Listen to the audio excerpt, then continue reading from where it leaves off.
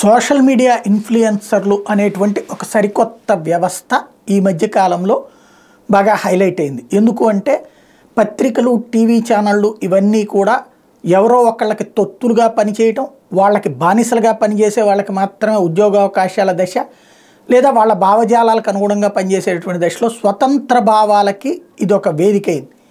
సరే, దీని మీద తిట్టేవాళ్ళు తిట్టుకోవచ్చు, ఏం తిట్టుకున్నా సరే ఎవరి భావన వాళ్ళదే. ఆ భావాలకు అనుగుణమైనటువంటి వాళ్ళే కలుస్తూ ఉంటారు, యాడ్ అవుతూ ఉంటారు. దాని పర్యవసానం మనకు స్పష్టంగా కనబడుతుంది. ఇప్పుడు దీన్ని దుర్వినియోగం చేసుకోకూడదు. ప్రింట్ మీడియా దుర్వినియోగం అయిపోయింది, ఎలక్ట్రానిక్ మీడియా దుర్వినియోగం అయిపోయింది. సోషల్ మీడియాను కూడా దుర్వినియోగం చేసుకుంటే ఇంకెవరు వ్యవస్థని కాపాడలేరు. ప్రస్తుతం ఈ సోషల్ మీడియా ఇన్ఫ్లుయెన్సర్లు ఈ మధ్యన ఈ గేమింగ్ లాంటి వాటికి ప్రచారం చేసి పెడుతున్నటువంటి నేపథ్యంలో కేంద్ర ప్రభుత్వం కీలకమైనటువంటి సూచన చేసింది. విదేశాలకు చెందిన బెట్టింగ్, గ్యాంబ్లింగ్ వేదికల గురించి భారత్లో ప్రచార కార్యకలాపాలు చేపట్టకూడదని సోషల్ మీడియా ఇన్ఫ్లుయెన్సర్లకు కేంద్ర ప్రభుత్వం హెచ్చరించింది. వాటికి ప్రతినిధులుగా ఎట్టి పరిస్థితుల్లోనూ వ్యవహరించకూడదని హితవు పలికింది. కేంద్ర సమాచార ప్రసారాల శాఖ గురువారం ఈ మేరకు ఒక ప్రకటన విడుదల చేసింది. విదేశీ బెట్టింగ్, గ్యాంబ్లింగ్ ప్లాట్ఫారాలకు సంబంధించిన ప్రచార ప్రకటనలతో వినియోగదారులపై, ముఖ్యంగా యువతపై ఆర్థికంగా, సామాజికంగా తీవ్ర ప్రతికూల ప్రభావాలు పడుతున్నాయని అది గుర్తుపెట్టుకోమని చెప్పి హితవు చెప్పింది.